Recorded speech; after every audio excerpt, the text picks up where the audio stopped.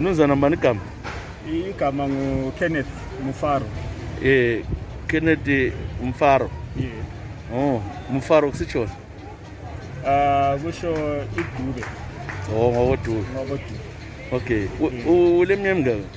Mina ngile 29 years. Wenzani empilweni yakho? Ngilivenda, ngiyathengisa emarket. Ngithengisa amatamatisi, ama-onion, amakhabishi, wonke nje ama-vegetables.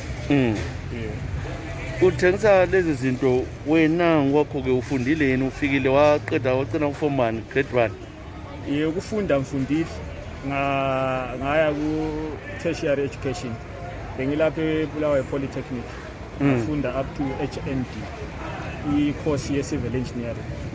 So le civil engineering la? Civil engineering. Qualified? Qualified. Higher national diploma. Kodwa wenza lutho? Imisebenzi ayikho. Asakusebenze vele? Angaze ngisebenze.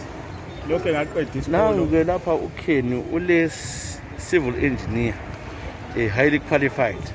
Manje ukhohlwa into azifundayo yonke le? Ukukhohlwa okunye kungabaleka njengomuntu nje owaqeda wadinga umsebenzi wawuswela wagcina sezenzela khonokho kwesandla umsebenzi le yesandla.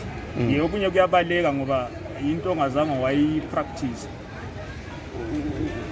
Uqeda isikolo ukuthi uyipractice emsebenzini. So kuba nzima. So lesifiso sokuthola umsebenzi. Sokwasebenza kodwa? Angaze ngisebenze. Okwaqeda i-course uhlezi? Lokho ngaqeda i-course angaze ngisebenze. Ukusebenza ngakuzwa ngu-attachment. Eish. Yikho ukusebenza kakuzwayo. Lapho wathathe khona uthi nekwaye bengakuqhatshanga azangwazi? Ngangathathwe NRZ, National Railways of Zimbabwe. Currently i-government iyafreeze ukuthatha abantu, ayithatha abantu.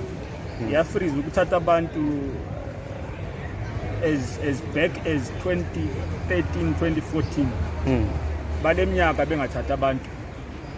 So kodwa ba-promise ukuthi bengakuthatha nxa ngalunga? At the moment bona balezithembiso kodwa labo abakwazi ukuthi kuyalunga nini lokuthi bengaqala nini ukuthi bathatha abantu. So kuphatha nje njengomuntu osomutsha kangaka uzibonisa uthengisa ukuthi uphile?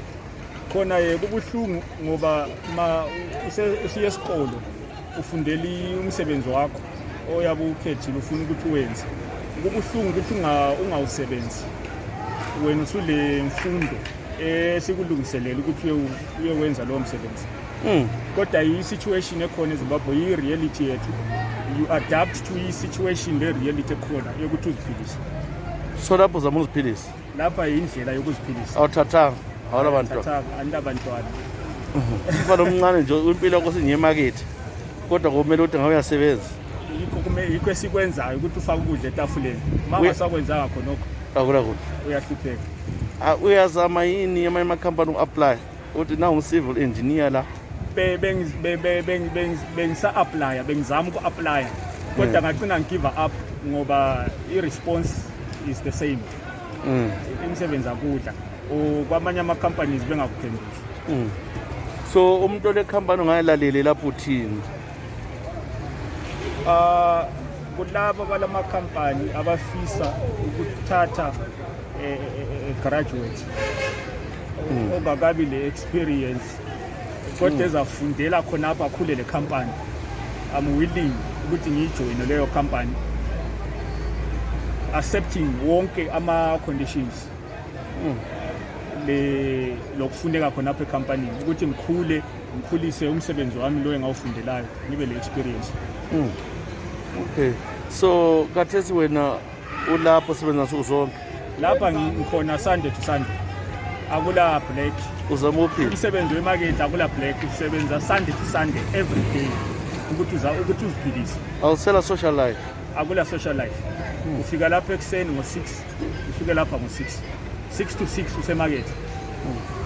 Lakho nje ukuthi kusetshenzwa nzima, kusetshenzwa ukugijima.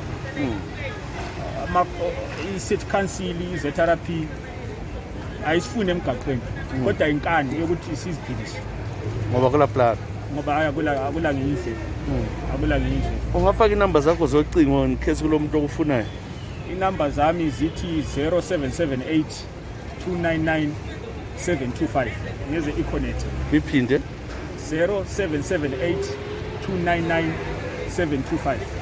Siyabonga Ken.